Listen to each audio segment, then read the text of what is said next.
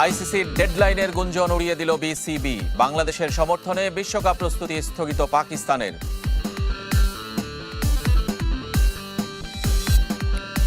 কাল থেকে BPL play of এলিমিনেটরে মুখোমুখি রংপুর সিলেট। প্রথম কোয়ালিফায়ারে লড়বে রাজশাহী চট্টগ্রাম।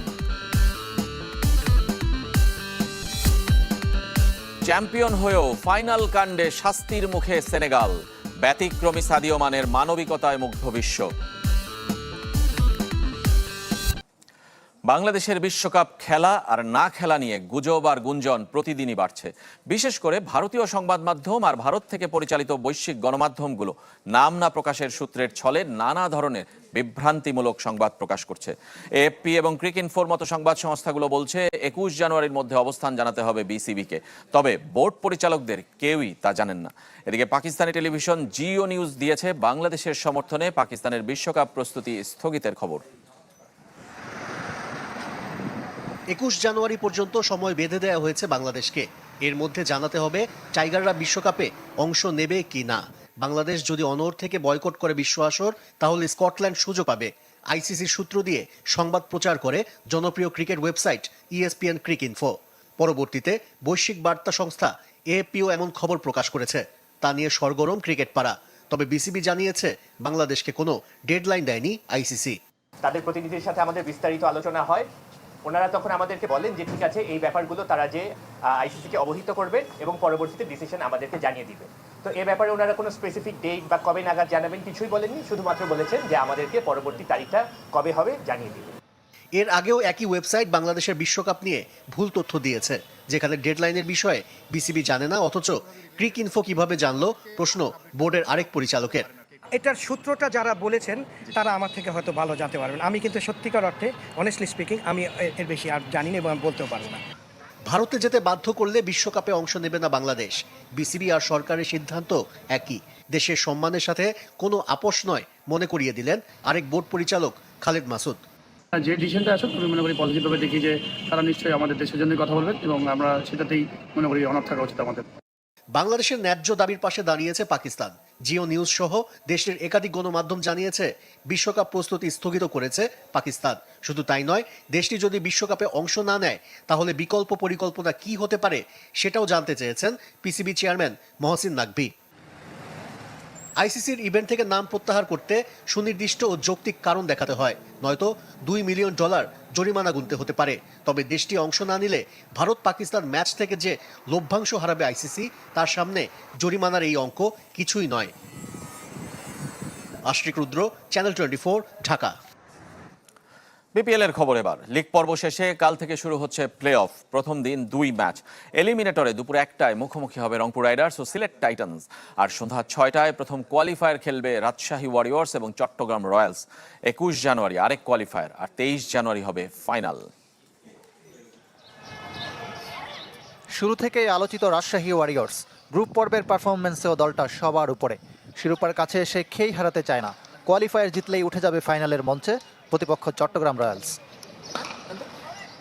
তবে অতি আত্মবিশ্বাস নয়, বন্দর নগরীকে সমীহ করে এই নতুন ম্যাচের জন্য প্রস্তুত হান্নান সরকারের দল।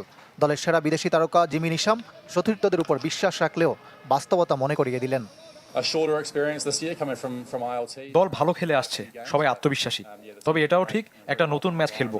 দু দলই সমান অবস্থানে থেকে মাঠে নামবে। আমরা চেষ্টা করব ধারাবাহিকতা ধরে রাখতে। টানা ম্যাচ খেলে ক্লান্ত চট্টগ্রাম রয়্যালস অনুশীলন করেনি। মালিকানা নিয়ে বড় ধাক্কার পরও বিসিবির অধীনে চমক দেখিয়েছে।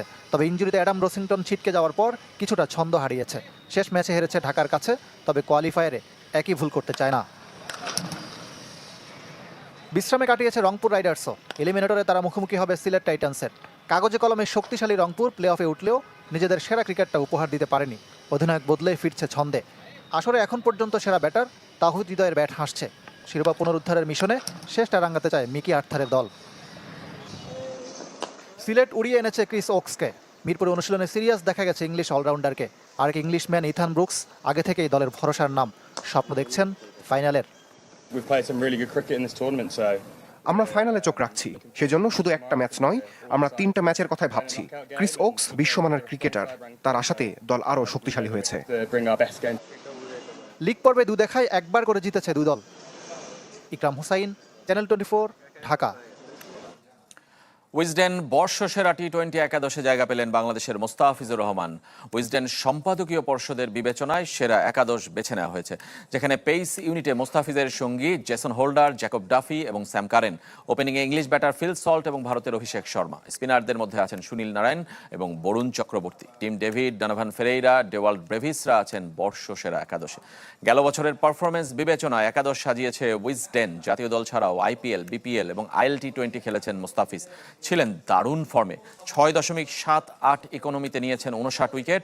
উইজডেনের দাবি, বোলিং গড়ে মোস্তাফিজের ধারে কাছে নেই কোনো বোলার। 2025 সালে অন্তত 150 ওভার বল করেন কাটার মাস্টার।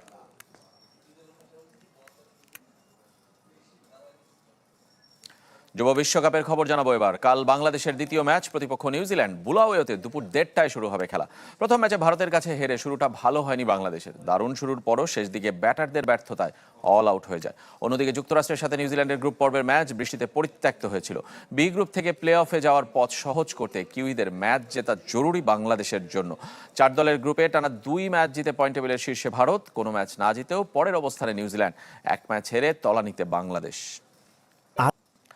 আফকন চ্যাম্পিয়ন হয়েও শাস্তির মুখে সেনেগাল। রেফারির সিদ্ধান্তের বিরোধিতা করে মাঠ ছাড়ায় দলটির ফুটবলারদের অখেলোয়াড় সুলভ আচরণ নিয়ে নাখোশ ফিফা এবং আফ্রিকান ফুটবল কনফেডারেশন। ম্যাচ শেষে বিবৃতিতে সিএএফ জানিয়েছে, রেফারি এবং আয়োজকদের লক্ষ্য করে সেনেগালের নির্দিষ্ট কিছু ফুটবলারের আচরণ ছিল অগ্রহণযোগ্য। ম্যাচের ভিডিও ফুটেজ বিশ্লেষণ করে শিগগিরই দোষীদের শাস্তির ব্যবস্থা করা হবে। একই ঘটনায় কথা বলেছেন ফিফা সভাপতি জিয়ানি ইনফান্তিনো। নিজের ইনস্টাগ্রামে দেয়া এক পোস্টে কঠোর সমালোচনা করেছেন ফিফা প্রধান। ফুটবলে এমন ঘটনার কোনো জায়গা নেই বলে দাবি তার। আর কখনো যেন এমন ঘটনার জন্ম না নেয় সেজন্য কর্তৃপক্ষকে যথাযথ শাস্তির ব্যবস্থাও নিতে বলেছেন ইনফান্তিনো। গতকালের ফাইনালে মরক্কোকে 1-0 গোলে হারিয়েছে সেনেগাল। ফুটবল থেকে আয় $1 মিলিয়ন, তবে জীবনটা খুবই সাদা মাটা তার। সাফল্যের চূড়ায় থেকেও সবসময় বিনয়কেই বেছে নিয়েছেন সাদিও মানে। ভালো ফুটবলার হবার চেয়েও যিনি আজীবন হতে চেয়েছেন ভালো মানুষ। দেশকে দ্বিতীয়বার আফ্রিকার শ্রেষ্ঠত্ব জেতানোর দিন আবারও জিতে নিয়েছেন লাখো ভক্তের হৃদয়। নিজ দেশের অলিগলিতে তার পরিচয় কিং মানে। ফুটবল মাঠের অর্জনে যতটা, তার চেয়েও বেশি মানবিক গুণের মহত্বে জিতেছেন ভক্তদের হৃদয়। ভাঙা মোবাইল হাতে তার চলাফেরা, নিজ দেশে মসজিদ তৈরি আর আয়ের একটা অংশ নিজের শহরের মানুষের জন্য বিলিয়ে দেওয়ার উদাহরণ মানের নামের পাশে, যে কিনা ভালো ফুটবলারের চেয়েও ভালো মানুষ হতে চেয়েছিলেন। আরও একবার তার প্রমাণ মিলল আফ্রিকা কাপ অব নেশনসের ফাইনালে। বিতর্কিত পেনাল্টির সিদ্ধান্তে কোচের নির্দেশে পুরো দল মাঠ ছাড়লেও একাকী দাঁড়িয়ে সেনেগাল নাম্বার 10 দলকে মাঠে ফেরাতে রেখেছেন অগ্রণী ভূমিকা। নিজের বা দেশের স্বার্থের চেয়েও যার কাছে বড় ফুটবলের স্বার্থ। এভাবে ফুটবল থামিয়ে দেওয়া কখনোই উচিত নয়। আমরা হারি বা জিতি, তার চেয়ে গুরুত্বপূর্ণ ম্যাচটা চালিয়ে যাওয়া, এবং তা ফুটবলের স্বার্থেই। স্পোর্টসম্যানশিপের অনন্য নজির গড়েছেন আল নাসর তারকা। মাঠের কোনো সিদ্ধান্তের চেয়ে ভক্তদের ভালোবাসার প্রতিদানে রাজ্যের অনিশ্চয়তা নিয়েও মাঠে নেমেছেন। আমার ওই কাজটা সঠিক মনে হয়েছে, কেননা এটা কেবলই ফুটবল। রেফারি ভুল করতেই পারেন, সেটা নিয়ে অনেকেই অনেক কথা বলতেও পারে। তবে এসবের চেয়েও গুরুত্বপূর্ণ মাঠে ও মাঠের বাইরে যারা ম্যাচটি দেখছিল তারা। প্রায় 14 মিনিটের অনাকাঙ্ক্ষিত বিরতির পর মাঠে নেমেছিল সেনেগাল। তবে দলকে উজ্জীবিত করতে মূল ভূমিকায় ছিলেন একা মানে। আমরা লকার রুমে থাকতে মানে আমাদের মাঠে যেতে বারবার উদ্বুদ্ধ করছিল। আমরা তার কথা শুনেছিলাম, কেননা মানে যখন কথা বলে সবাই সেটা মন দিয়ে শোনে, আর মানে জন্যেই শেষ হাসিটা আমাদের হলো। রাবাতের ফাইনালে সাদিও মানে কোনো গোল করেননি, নেই অ্যাসিস্টে নাম। অধিনায়কের আর্মব্যান্ড ছাড়াই সেনেগালের রাজা তিনি। রিফাত হোসেন, চ্যানেল 24।